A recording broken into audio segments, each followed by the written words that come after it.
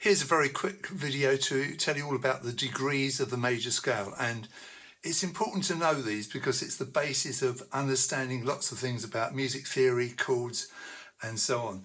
So I'm going to play a scale of C major here, starting on C, D, E, F, G, A, B, C.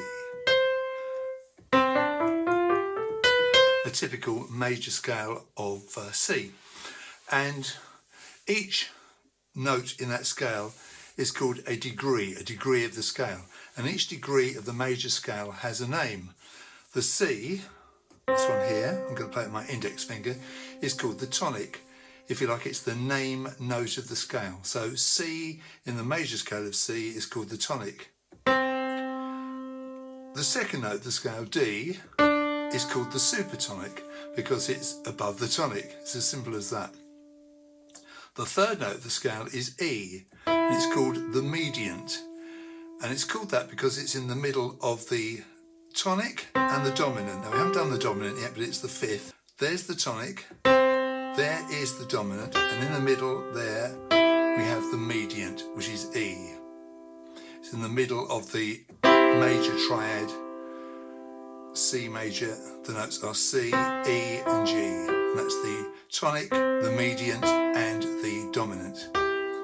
So far we've got the tonic, the supertonic and the mediant. The fourth note of the scale, in this case F, is called the subdominant.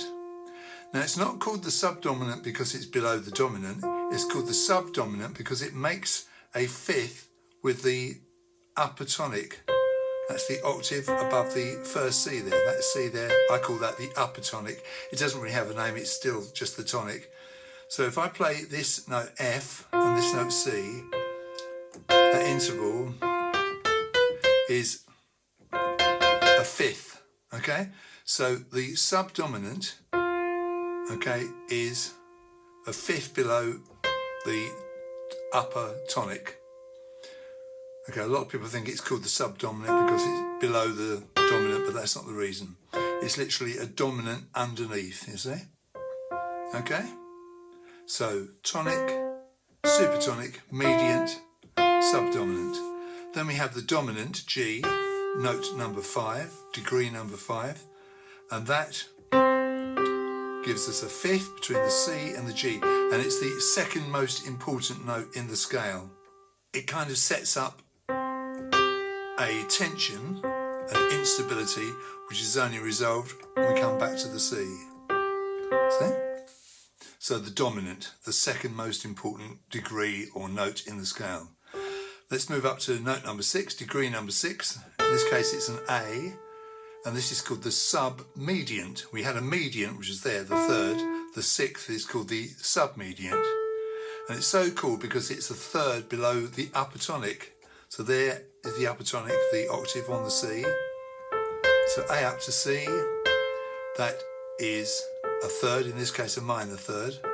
Incidentally, the tonic up to the mediant, that's a major third, C to E. This is a minor third, but it's still a third.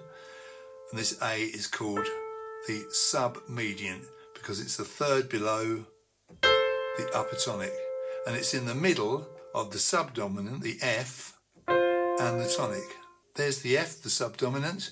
There's the C, which is the upper tonic, okay? And in the middle, we have the A. And that actually makes an F major called FAC. So submediant in the middle of the subdominant and the upper tonic. Then we come to degree number 7, the B. 1, 2, 3, 4, 5, 6, 7. This seventh degree of the scale, the B, is called the leading note because it leads us naturally back to the tonic, in this case the upper tonic. See?